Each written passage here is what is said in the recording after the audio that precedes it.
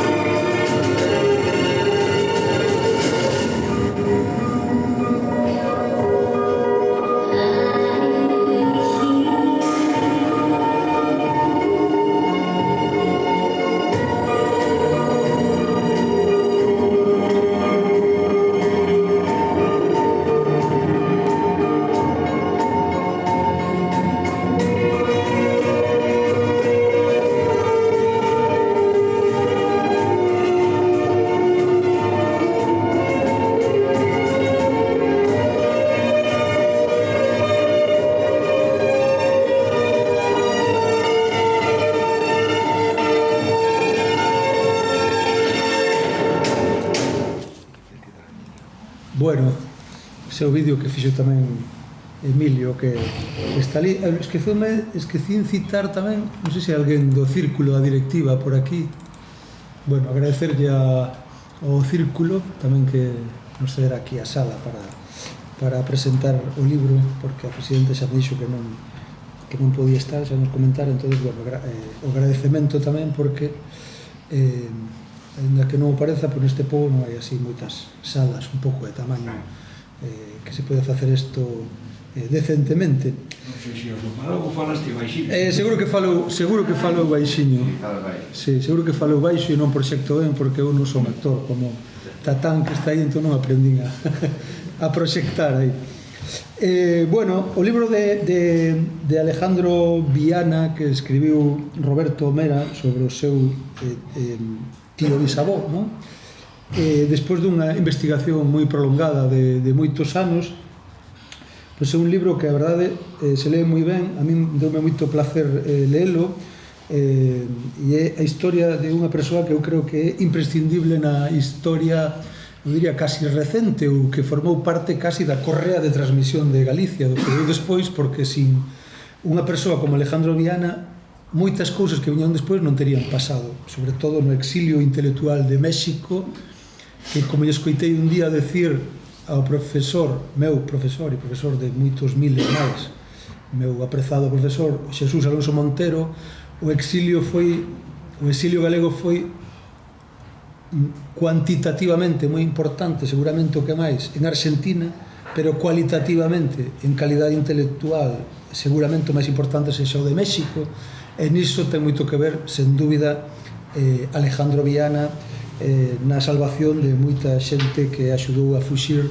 de Europa desde Francia cara a México, que é o que despois falará Roberto. Este traballo que fixo aquí Roberto, a min chama a atención unha cousa no traballo que fixo, que manexando tanta información en tantos anos de investigación logrou ser conciso nun libro escrito nun estilo directo, sin artificios, sin ornamentación, nin excesiva adxetivación, que é onde se mete a veces a xente que non debe meterse en xardíns, pero el non se mete, e ademais hai unha cousa moi importante que en toda a documentación que el manexou, creo eu que está moi ben editada e moi ben seleccionada, toda a correspondencia, todos os documentos, que non nos mete aí tochos grandísimos que seguramente podría ser, senón que vai ao concreto, donde se especifica cada cousa e donde fai como avanzar case a acción, non? Como se estuvera estruturado por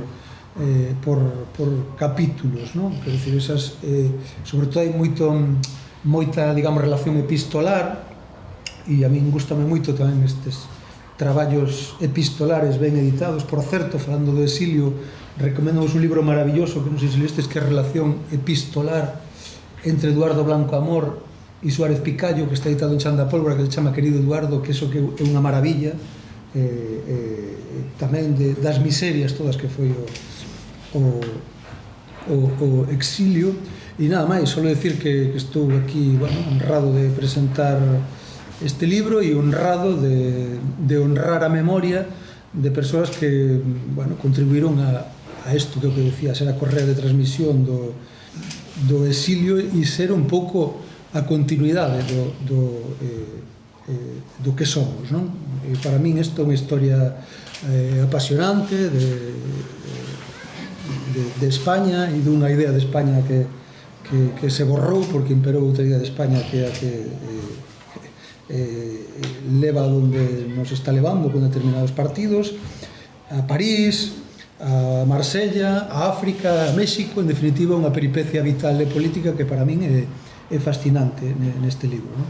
Entonces, nada, máis nada, foi a palabra aquí a Roberto, que é autor, e terá máis e mellores cousas que contar tamén.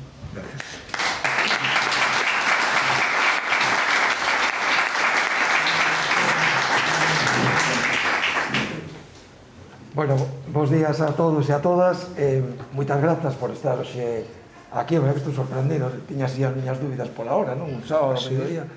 E así algo pouco atípico. E para non ser nada que teña que ver coas tanxugueiras. Tamén.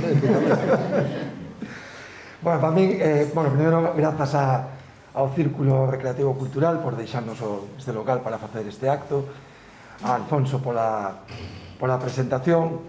Para min é un placer a máis estar aquí porque moitos sabedes que parte da miña infancia foi aquí en Porriño e en concreto aquí no Círculo, non?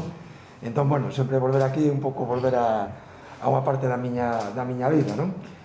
Eu, falando da miña vida, eu seguramente isto, para min, este libro é o máis importante que fixe na miña vida, non? Non escribir o libro, que tamén é importante, que a primeira que o fago e tamén unha experiencia nova, senón resucitar ao meu tío bisavó, porque realmente o traballo que fixen a mí me xenerou esa percepción, non? De resucitar a un morto, a unha persoa que estaba morta no sentido máis profundo da palabra, unha persoa que estaba totalmente esquecida a nivel social, a nivel xeral, pero incluso dentro do que era a súa propia familia, a miña familia, non? E todo o proceso de investigación foi como rescatalo, non? Dese esquecemento no que estaba sepultado e finalmente a publicación do libro xa é, digamos, o culmen dese proceso de resurrección, de traelo de novo á vida, non? Eu que non son crente, a veces penso, digo, bueno, realmente estaría moi satisfeito sabendo que estivo durante prácticamente 70 anos oculto e morto con mayúsculas e que agora, pois, de alguma maneira volva á vida todo o que fixo e a súa figura, non?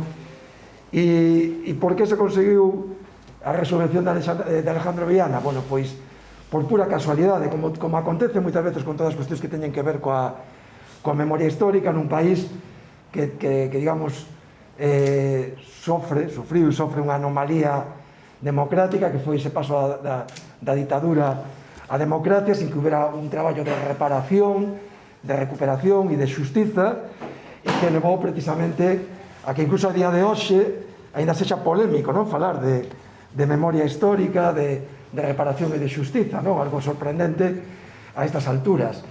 Como digo, foi de casualidade, porque todo o que se fixo nesta materia sempre foi a base de voluntarismo e do traballo das persoas que, por unha razón ou por outras, se preocuparon, se interesaron e dedicaron un tempo pois, a esa reparación e a esa recuperación de persoas e de figuras, neste caso como Alejandro Viana. Eu, dende moi pequeno, sempre escoitaba na casa do meu avó, cando íbamos a visitalo, que era o sobrinho de Alejandro Viana, sempre escoitaba falar do tío Alejandro. Sempre había un comentario, bueno, tío Alejandro, que fora deputado, entón, bueno, había como unha certa tendencia a presumir, ¿no?, de que tivéramos un deputado na familia, e sabía que morrera en México.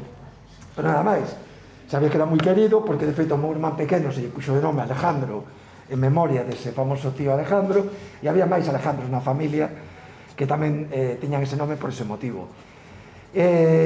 Pero sin adxetivación ninguna. Deputado, non sabía de que.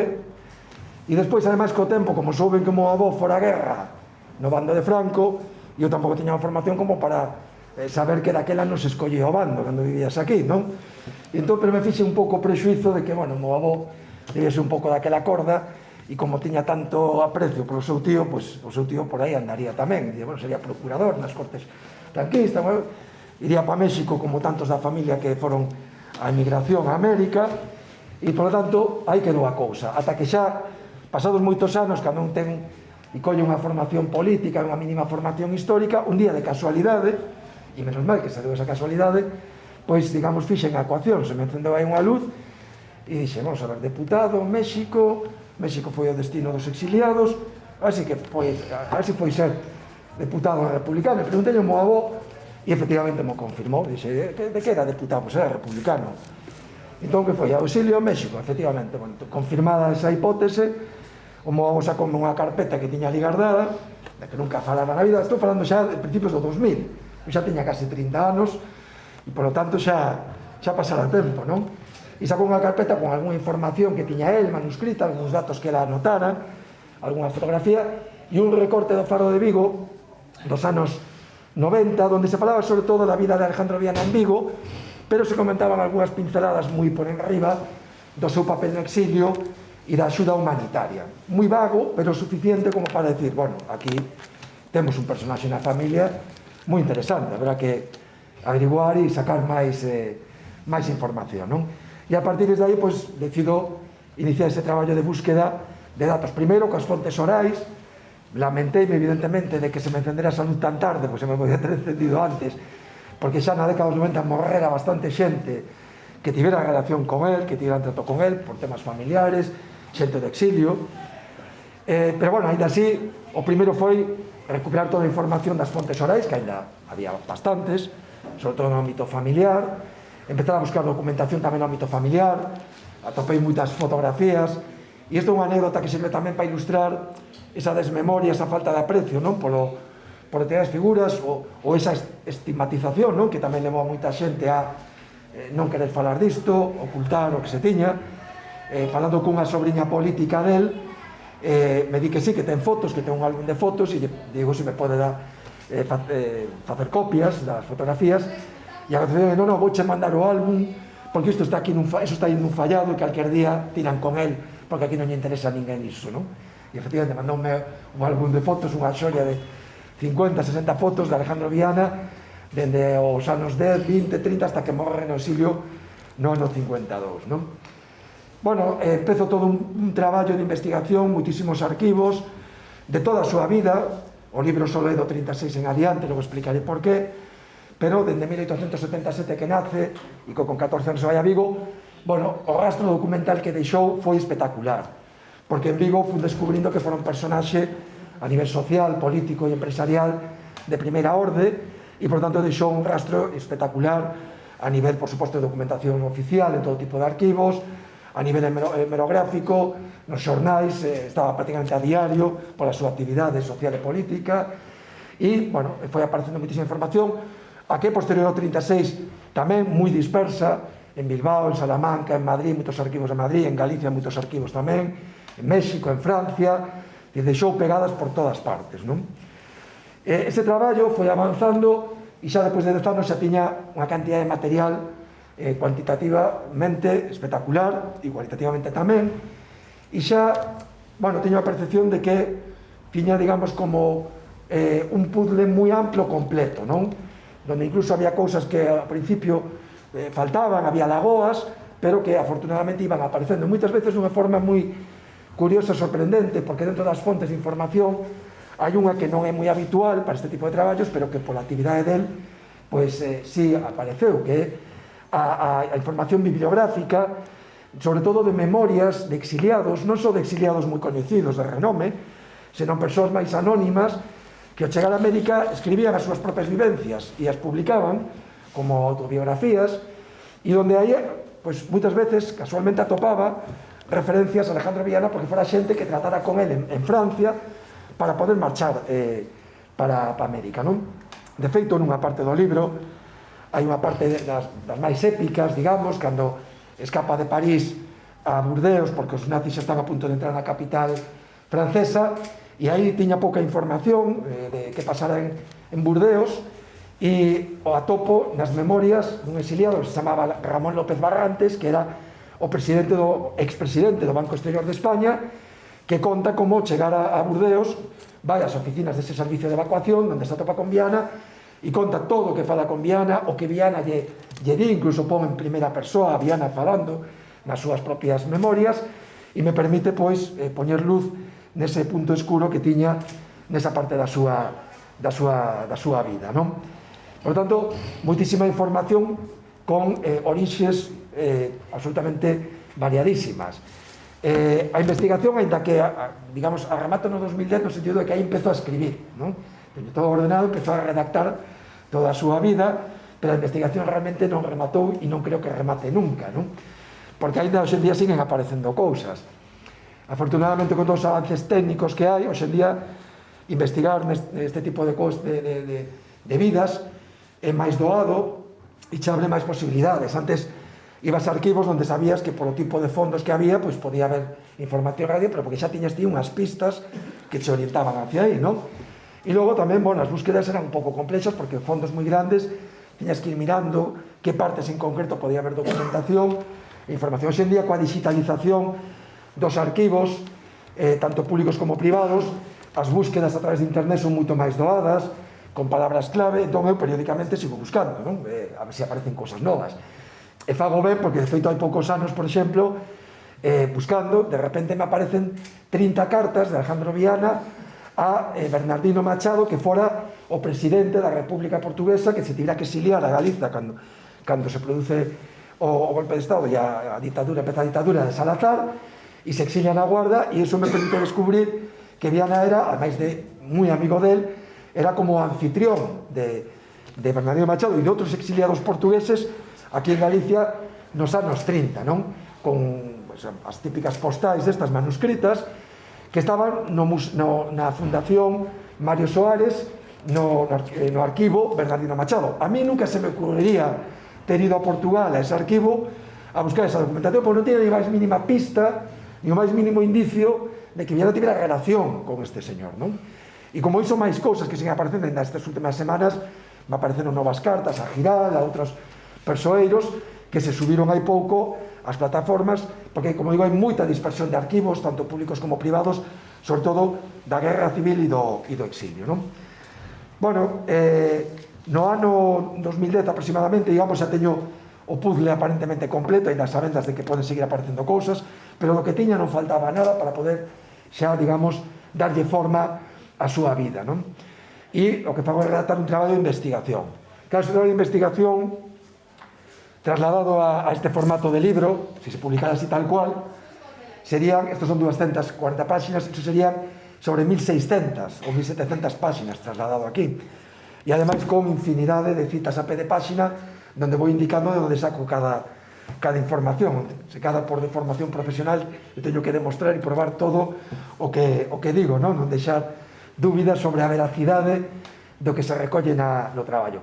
Iso obviamente estaba moi ben porque a maneira de ter a vida completa del, tive a sorte de poder ler ao meu avó que viviu hasta os 101 anos e tivo, por tanto, a oportunidade de saber como fora realmente toda a vida do seu querido tío.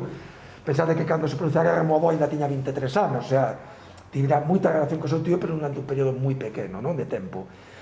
Bueno, ese traballo, a partir de aí, surde xa a necesidade de decir, bueno, isto hai que darlo a coñecer. E máis alá de algúns artigos publicados en algunhas revistas, en algunhas publicacións de historia, bueno, había que ver a posibilidade de escribir un libro. E aí xurden, lóxicamente, dous retos, non? Ou dous hándicaps. Un é resumilo, porque obviamente eu o que non quería era publicar un libro extensísimo, que ao final o único que sirve para poñelo nunha estantería, que non o lea ninguén, xo compran os amigos e non pasa de aí, non?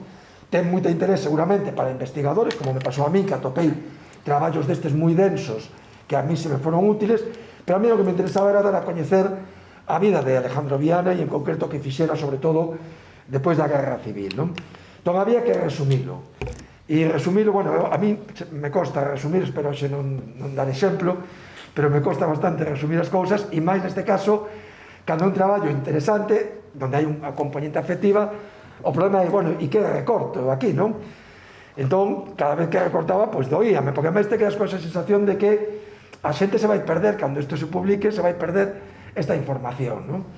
Bueno, ao final topamos unha maneira de conciliar as dúas cuestións que explicaré agora, pero se fixo ese esforzo, fixe un esforzo de resumir e, desde o punto de vista cuantitativo, se logrou, porque o libro ten unhas dimensións asequibles, non? Son 200 e pico páxinas.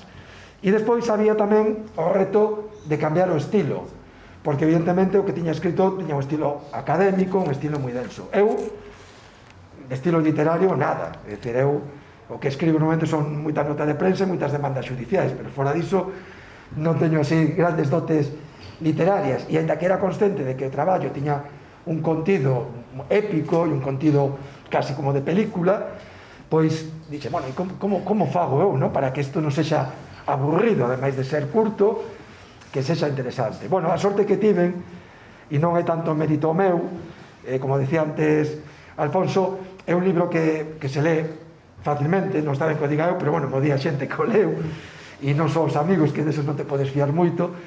É un libro áxil, dinámico. Por que motivo? Bueno, por a sorte que tive cos materiais que atopei, non?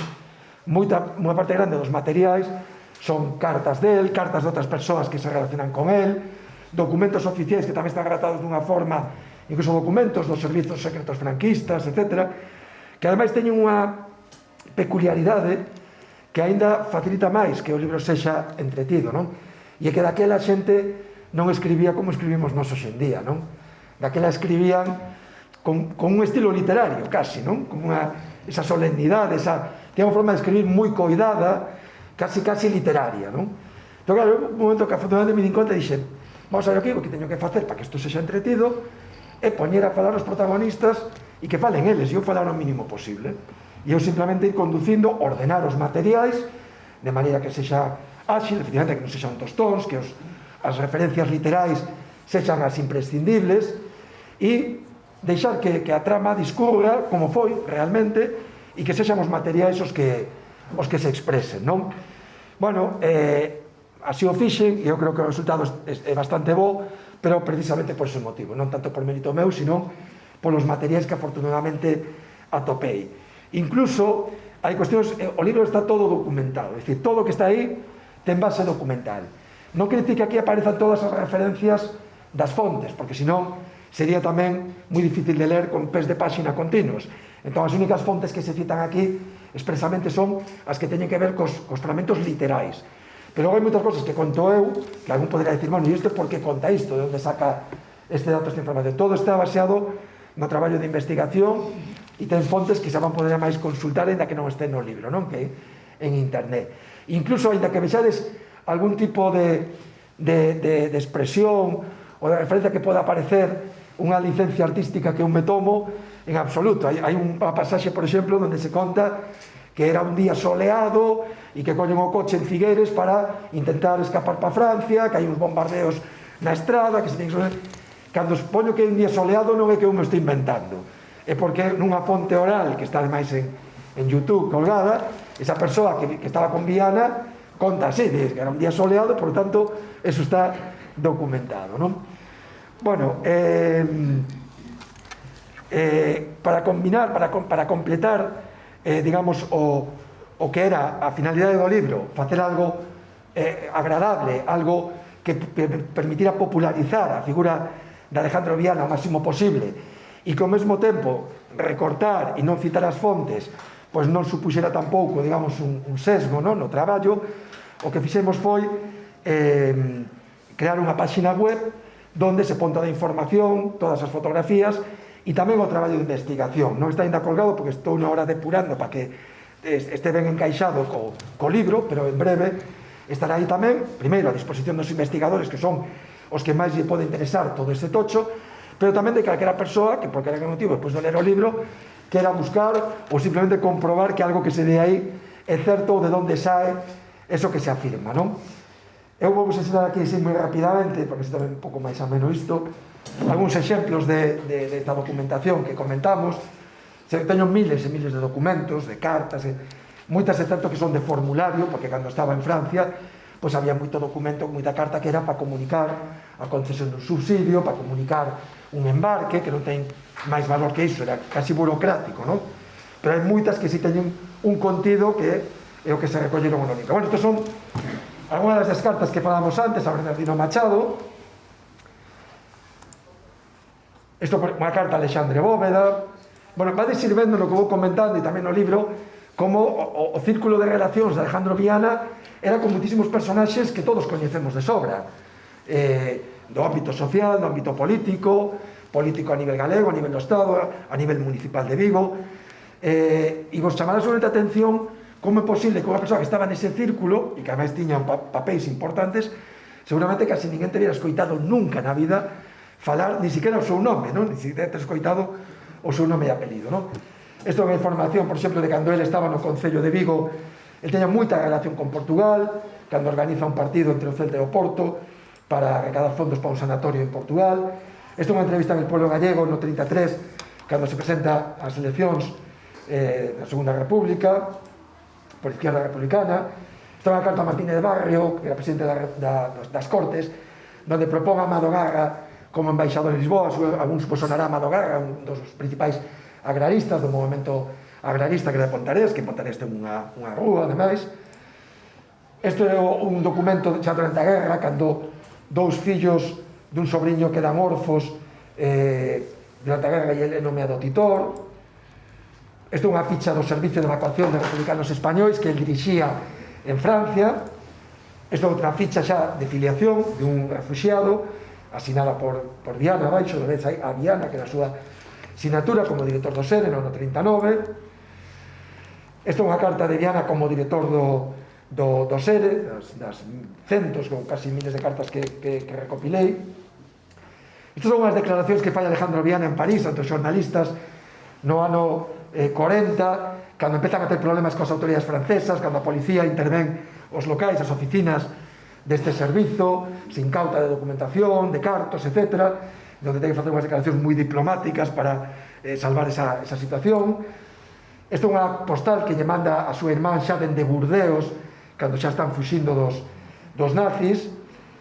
Esta é unha carta xa del tamén dende Marrocos, cando xa conseguiu sair de Francia e empeza toda a súa odisea por África. Unha carta que lle manda, se non recordo mal, a Pablo de Azcárate, que era o embaixador da República en Londres, o ex-embaixador.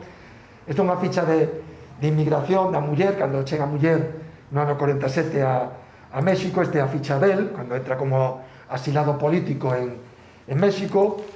Estas son algunhas das fotografías que antes comentábamos que conseguí recoller a través da familia. Isto é todo en Vigo xa, e coa súa muller, Josefina Dotras. Isto é da súa vida social en Mondariz balneario. Ele iba a moitísimos balnearios, que era onde iba xente, digamos, adiñeirada. Ahora explicaremos por que tiña esa posición económica. en Mondariz Balneario. O que está ao lado dele aquí, moitos o coñeceredes de oídas, Cesario Corval, o doutor Corval, que en Vigo ten unha rúa, que era coñecido como médico dos pobres, era íntimo amigo de Alejandro Viana, aí está nun hotel en Mondariz Balneario. Isto é unha fotografía tamén dun encontro das directivas do Círculo Mercantil de Vigo e a Coruña, onde está el tamén aí, porque era directivo. Isto é a corporación que presidía o alcalde Gregorio Espino, onde Alejandro Viana era o tenente alcalde e era o motor dese goberno municipal. Aí estamos dous, Gregorio Espino a dereita, Alejandro Viana a esquerda. Isto nun acto oficial tamén con Alejandro Viana, está movido o círculo, pero bueno, é o da dereita.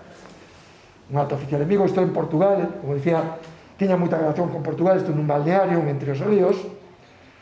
Isto en Mallorca, o que está no medio é Amadorarra, unha das poucas fotos que hai de Amadorarra, por lo menos en internet, hai moi poquiñas. O tema de publicar as fotografías agora é moi interesante porque, por exemplo, eu non sei quen é o señor da esquerda e probablemente sexa o mellor un personaxe coñecido, non? Entón, estas fotos é importante que estén publicitadas porque pode haber outros investigadores que lles interesa a eles e que ademais se permita a ti poñerlle nome e apelidos a moitas caras de persoas que salen estas imaxes. Bueno, isto é unha orla dos deputados da Frente Popular que saíron elixidos no ano 36, entre eles Viana, aí no recadro en azul están os deputados galegos, ali ampliado podes mirar Alejandro Viana, a Castelao, que é inconfundible, a esquerda de Castelao está Osorio Tafal, que foi alcalde de Pontevedra, que era íntimo amigo tamén de Alejandro Viana, a esquerda de Viana está Suárez Picallo, tamén sobradamente coñecidos por todos e todas. Ao principio no vídeo mirabades que había unha foto tamén onde salían moitos personaxes de pé. Ese era o acto de entrega do Estatuto de Autonomía o 17 de xullo, na víspera do golpe de Estado, en Madrid, o presidente das Cortes, onde salía Viana, salía Castelao, salían moitos deputados, salían os presidentes das deputacións provinciais, os alcaldes das principais cidades de Galicia, que foran a entregar o Estatuto de Autonomía a Madrid. Isto é, bueno, un artigo que revela como nos anos 30, porque isto é un libro que se chama Tratado de Viguismo, como nos anos 30 Alejandro Viana era supercoñecido en Vigo e era un personaxe moi apreciado, donde incluso pues, nos libros se escribía e se falaba del como un personaxe sobranceiro na cidade, non? Que tamén telo en conta para ver que pasa depois do 36, non? Como esta xente queda totalmente desaparecida, non? Para sempre. Estos xa son fotos del no exilio en México, aí coa súa muller. E isto é o que comentábamos antes, a páxina web, unha páxina modesta pero moi práctica e útil para a finalidade que ten, non? Que permite, pois, acceder á súa biografía, o traballo de investigación, a galería de fotos, o arquivo documental que iremos subindo, digitalizando e subindo moitos destes documentos e a información tamén sobre o libro e sobre as súas presentacións. Bueno, como decía antes, o libro conta a vida del dende o ano 36, pero él naceu en 1877 en Pontareas. Él nace nunha familia moi humilde e xa con 14 anos mandan para Vigo porque empezan a mirar que o rapaz vale, que ten capacidades, que ten aptitudes, e o mandan para Vigo a vivir e a traballar con unhas familias de Pontareas adiñeiradas, os Garra, Castellanzuelo, os Arbones, que eran unhas familias que tiñan negocios importantes en Vigo. Vai como dependente de comercio, xa monta unha asociación de dependentes, se empeza a mirar que ten inquedanzas sociais, e ao pouco tempo colle formación.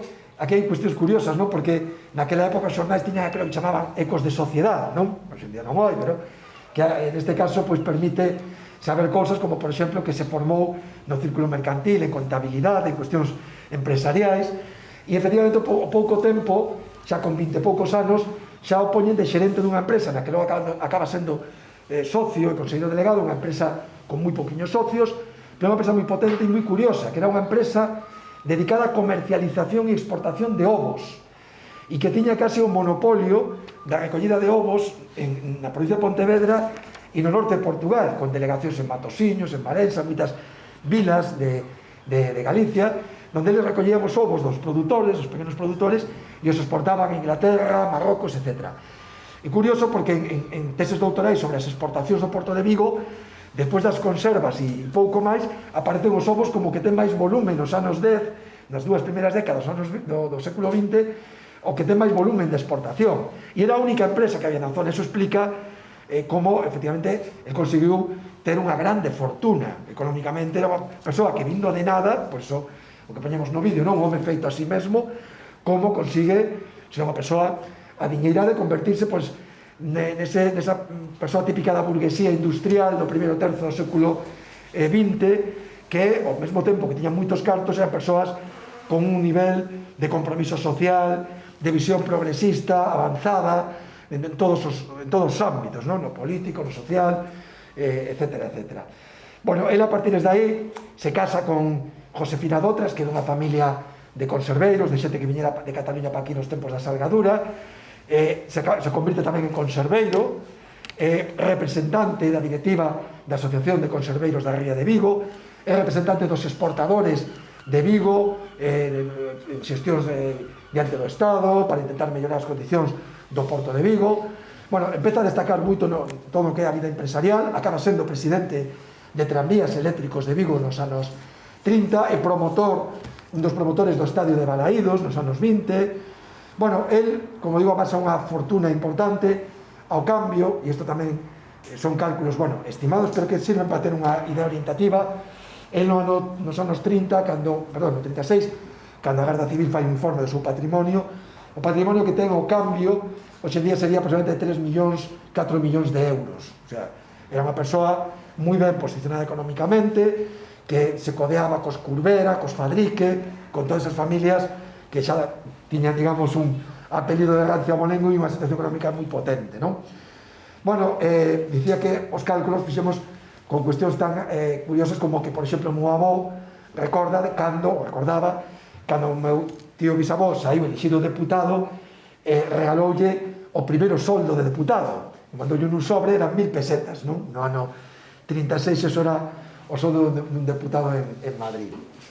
Bueno, ademais do tema económico empresarial, el tamén, no ámbito social, é unha persoa moi relevante en Vigo.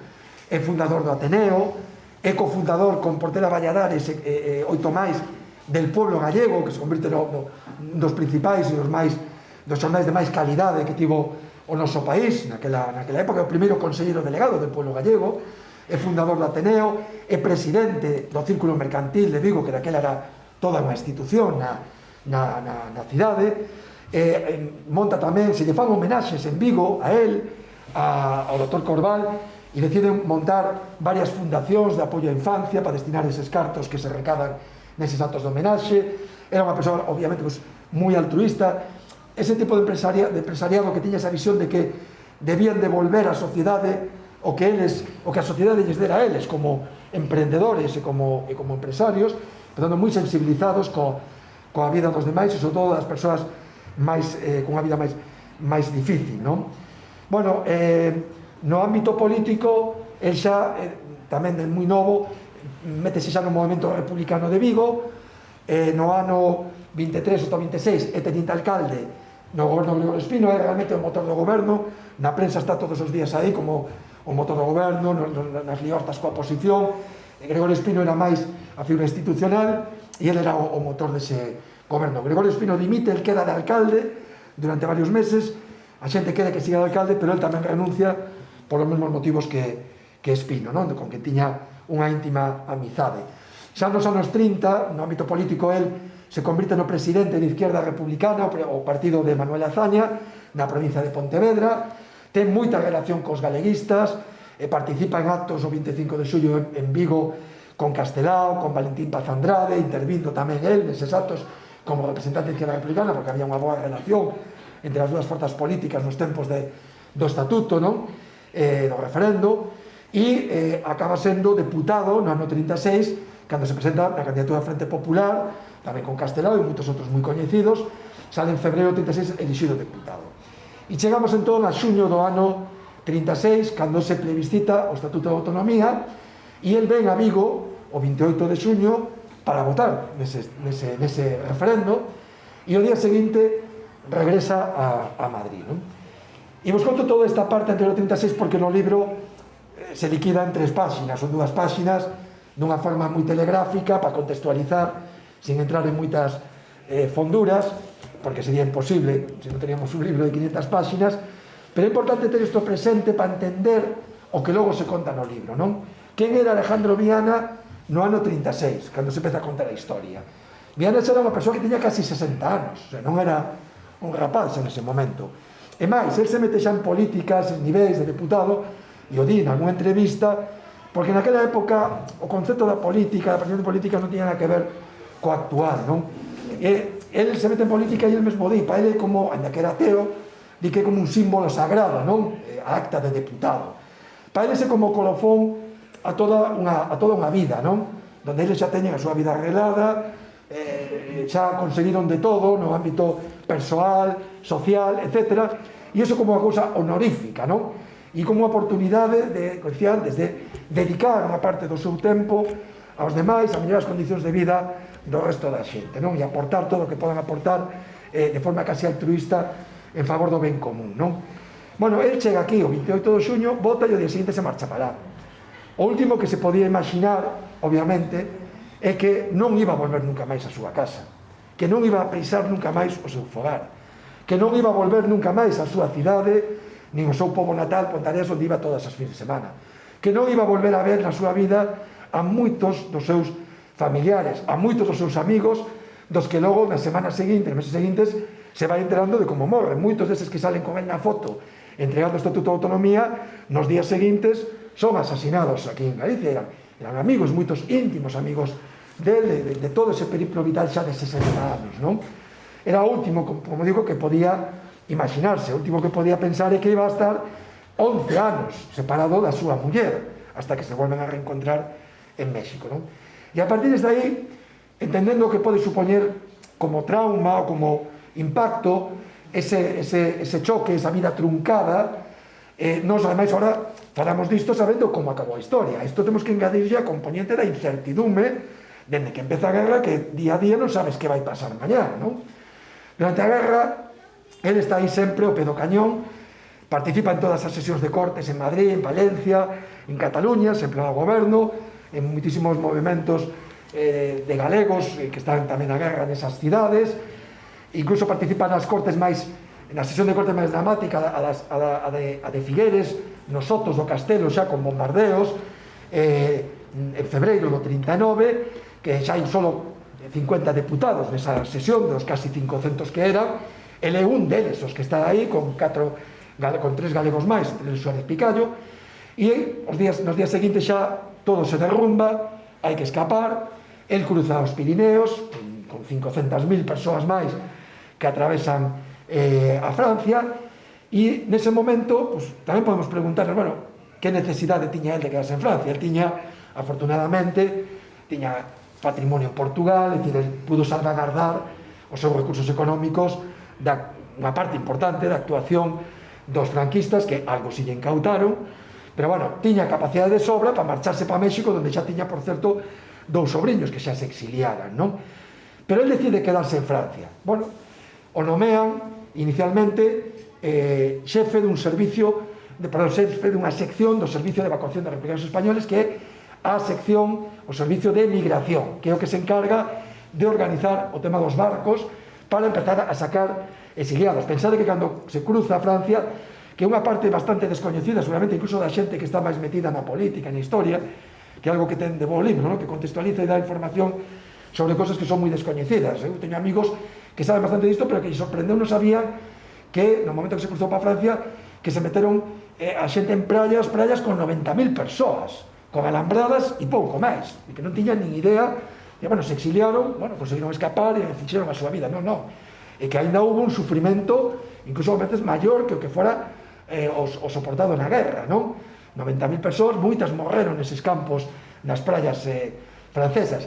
El empeza con ese traballo de xestionar os embarques, é o que pon en marcha embarques tan coñecidos como Sinaia, o Mexiqué, o Ipanema, o Winnipeg, que é un barco que se fleta co goberno chileno. Viana está no porto de Burdeos con Pablo Neruda, os dous, ali xestionando o embarque de 2.000 persoas para mandar para Chile. Bueno, fai un intenso traballo durante todo o ano 39, a él o poñen tamén, o collen como referente e delegado organizacións sociais galegas que hai en Estados Unidos, en Buenos Aires, en Argentina, para que tamén xestione a saída en barcos de liña regular de exiliados que os seus parentes pois mandan os cartos e viene o que se encarga de localizalos, de darlle os visados, as pasaxes, etc. Non?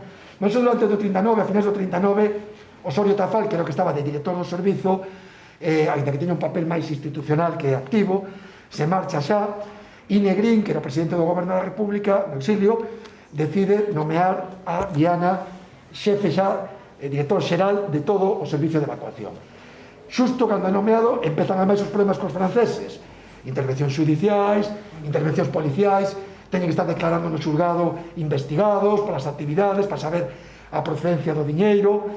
Pensade algo que tamén é moi sorprendente e meritorio, que nunca se ten abordado ni valorado na súa xusta medida, como un goberno derrotado é capaz noutro país de montar toda unha estrutura impresionante para atender a centos de miles de persoas, darlle subsidios, atención médica, atender os mutilados de guerra, alugar castelos, albergues para meter a xente, pagarlle a familias francesas para que acollan a persoas, xestionar a localización, porque os franceses dispersaron os homes, os meteron nas praias, as mulleres, os nenos vellos os mandaron por zonas diferentes do país, a xente perdeu o rastro uns con outros. Ese goberno foi capaz, co famoso oro de Moscú, ese que se sacou na guerra, foron capaces de montar unha estrutura que nin hoxe en día se ve que pase cando hai movimentos de refugiados que está ainda hoxe en día a orde do día, como ben sabemos, non?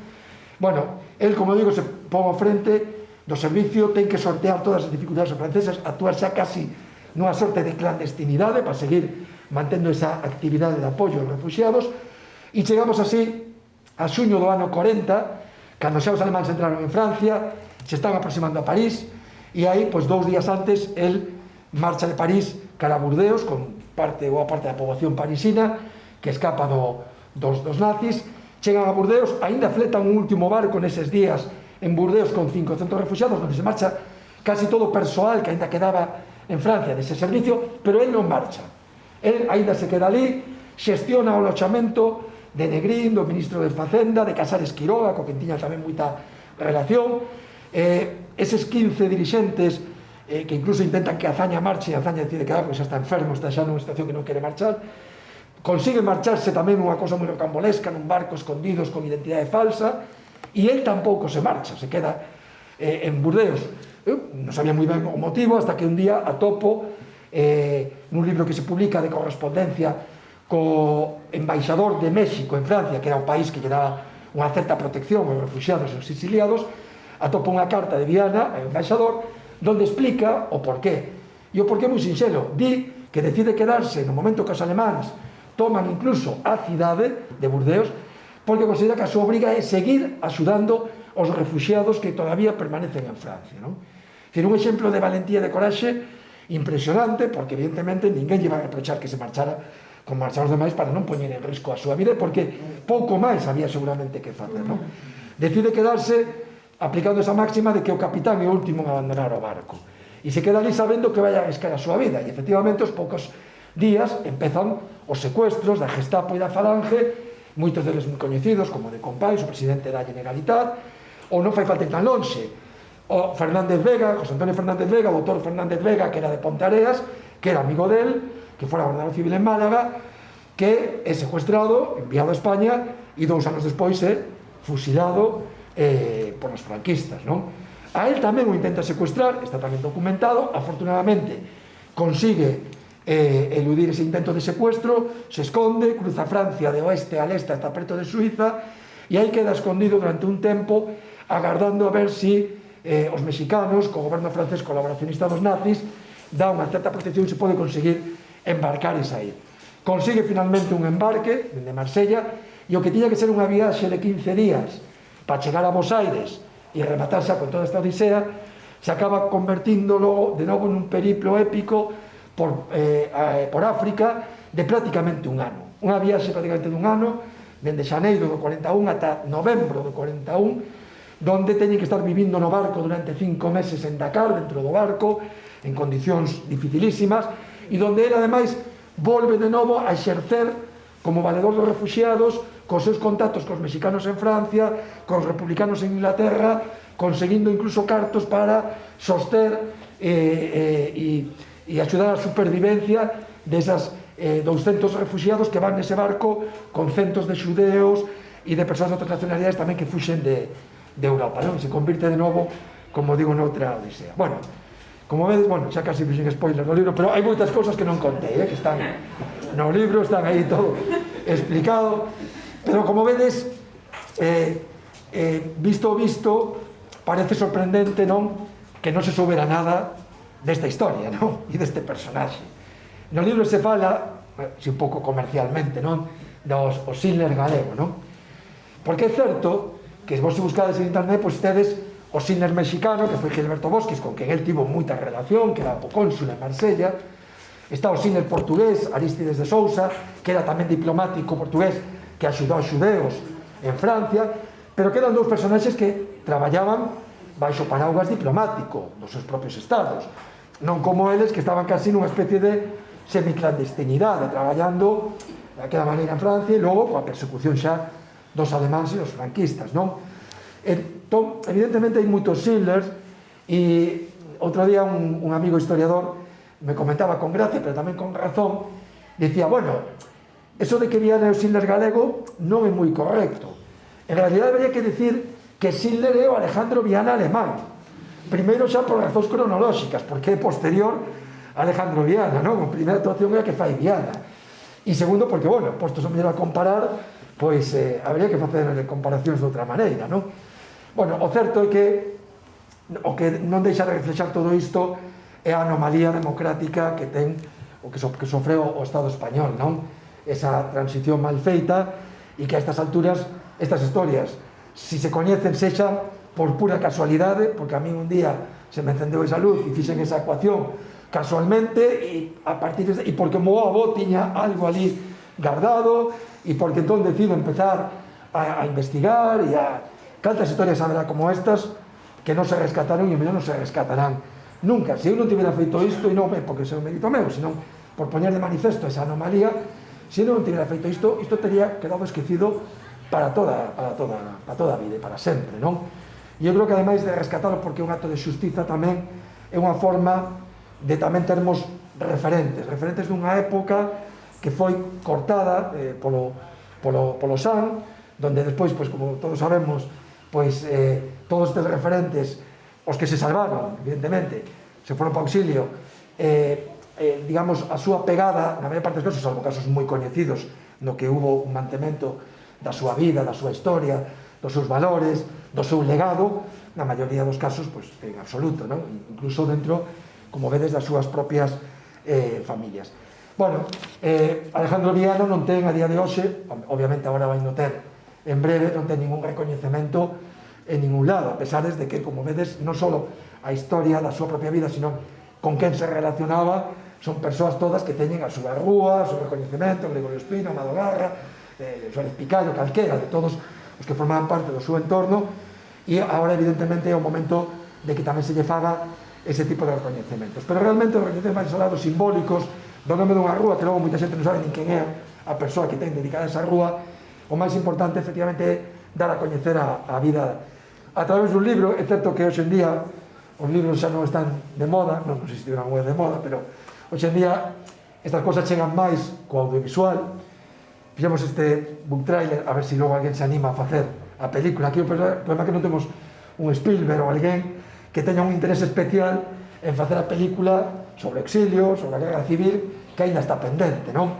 Home, este é unha boa historia, non sei ti que eres máis entendido que a mí na materia. Cara. Si ves materia moi cara, porque para facer unha produción deste tipo, pero bueno, isto se fora seguramente noutra sociedade, noutro país, xa se teria feito hai moito tempo, non?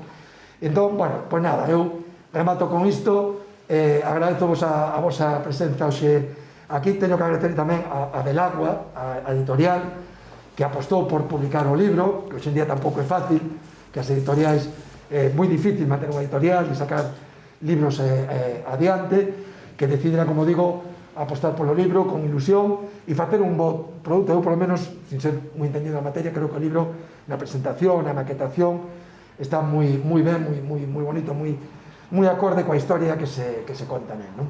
Entón, moitas grazas pola vosa presenza, porque coa vosa asistencia a este acto, de unha maneira tamén me estades axudando a resucitar o meu tío bisavó Alejandro Viana. Moitas grazas.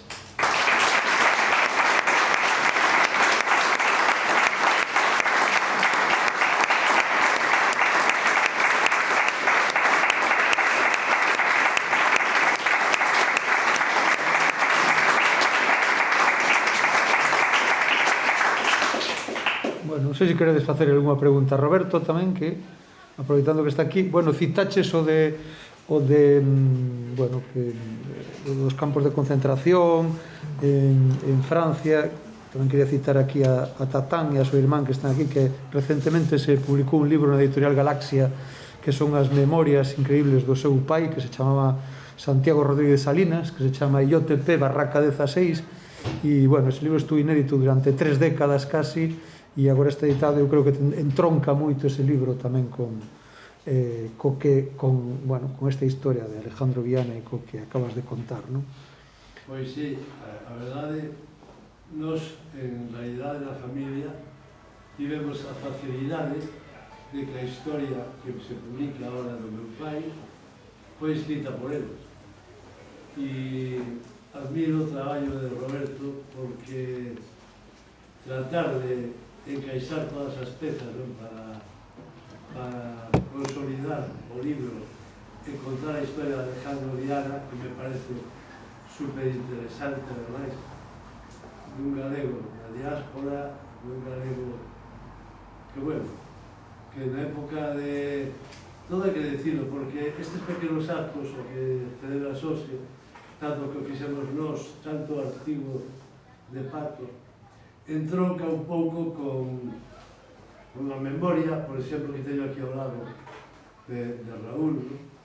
Que gracias a eles se foi comunicando aos poucos e entre as persoas, non a nivel político grandioso, que a veces os lemas pérdense e falamos da memoria así, e falar destas pequenas memorias que nos fan creer na verdadeira memoria. Gracias a Raúl, por exemplo, eu descubrí, desde que estou con Blanca, por exemplo, e coa familia, que xa son familia, descubrí moitísimas cousas, por exemplo, que na miña casa o meu pai, que conta esta historia, nunca non a contara, ou tiña medo a contada, hasta que nos anos 80 abriuse e decidiu escribir el mesmo todo o que pasara. Desde a entrada en Portbou a Francia, as praias que ti comentaches, onde estuveron morrendo de fame e morrendo moitísima xente, ata que decidiu voltar a estar coa súa nai, que era de Madrid, pero que xa estaba en Galicia, cuidando do seu compañeiro que estaba na illa de San Simón. É dicir, todas estas pequenas historias, non? Que, por un lado, por exemplo, Raúl a mí fixo crear moita conciencia desde fai algúns anos xa, acudindo aos actos que celebrades na Volta da Moura, en Tui, que todo o que aconteceu aproximoume moito a todo isto, non? E as memorias do meu pai estaban escritas na casa, estaban con nós e as repartíamos entre amigos, parentes e coñecidos. E creo que gracias, non vou a estender moito máis, porque quizáis xa falei con Pato a posibilidade de facer aquí unha presentación un día tamén do libro, e quizáis todas estas pequenas historias son, a mí, emocionan moito e creo que nos acercan a todos a verdadeira memoria necesaria, non? A máis próxima. Porque na época de Fraga, por exemplo, o que intentaron foi borrar do mapa todo este tema. No caso, por exemplo, da illa de San Simón, que intentaron que todo o que había acontecera desaparecera por completo. De feito, cando Jesús Pérez Varela, que era Redondela, foi conselleiro, o primeiro que intentou foi enterrar todo o que acontecera aí, facendo unha estatua do Capitán Nemo porque era o que priorizaba para evitar que se falara precisamente de todo o que aconteceu na illa, non? E creo que, bueno, eu non vas a estender agora máis, simplemente felicitarse porque realmente é un traballo importantísimo que fixeche de encaixar todo para contar a historia de Alejandro Viana, que eu particularmente non desculpo agora. Pois moitas grazas. O fío do que está comentando Tatán, o libro tivo unha virtualidade que eu me pasaba pola casa que podía acontecer iso, e é que nas últimas semanas contactou conmigo xente nova, máis nova que a min, bastante máis nova que a min incluso, que a raíz de ler o libro e comentarlo na casa, se enteraron polos seus pais de que si resulta que o tío avó do meu pai non sabemos que pasou con él, e a 3 ou 4 persoas xa tiven que axudar con cosas moi básicas a buscar información en pares nos arquivos españois, nos arquivos da base de datos dos represaliados do franquismo, dentro do pouco que hai, pero que hai cousas que se pode buscar con facilidade que non teñan nin idea, e se levan de repente a sorpresa de que aparecen documentos, non? Do seu parente e tal, e suscitou, por un lado, en xente nova que non tiña nin idea no ámbito da súa familia de que tiñan persoas que pasaran por situacións desta índole, e tamén en que os seus pais ou os seus avós pois rememoraran e sacaran un poquinho a luz esas cousas. Estamos falando 50 anos despois prácticamente de que rematara a ditadura, non? E ainda están acontecendo estas cousas, e o libro tamén tivo esa virtualidade agora de sacar a luz certas cuestións en certos ámbitos familiares, non? Que é algo que me chamou a atención tamén. Eu, despois de oír esta historia, que a verdade que non tiña ni idea, como a maioría da xente non tiñamos idea, porque non fomos educados nese aspecto, pero con respecto a ti, digo, bendita sea la rama que o tronco sabe. Entendes? Se o meu agradecimiento a ti por recoller toda esta historia. Muchas gracias.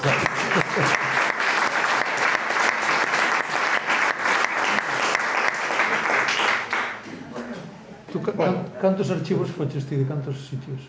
Arquivos... Ti foches a México, Francia, todo eso? No, a México non fun, a Francia tampouco, pero tiven que me buscara e me atopara cousas buscándoos buscando eu primeiro por internet o que eran os fondos. O sea que moitos.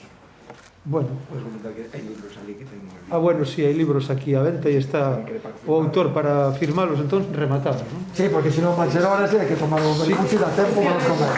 Moitas gracias. Simplemente pensade que cando vexades moita xente, moitos exiliados, Arturo Souto, Luis Soto, Carlos Velo, Florencio Delgado Gurriarán, que se dedica este ano ás letras galegas, saíron en barcos que xestionou Alejandro Viana como Sinaia, Ipanema, etc.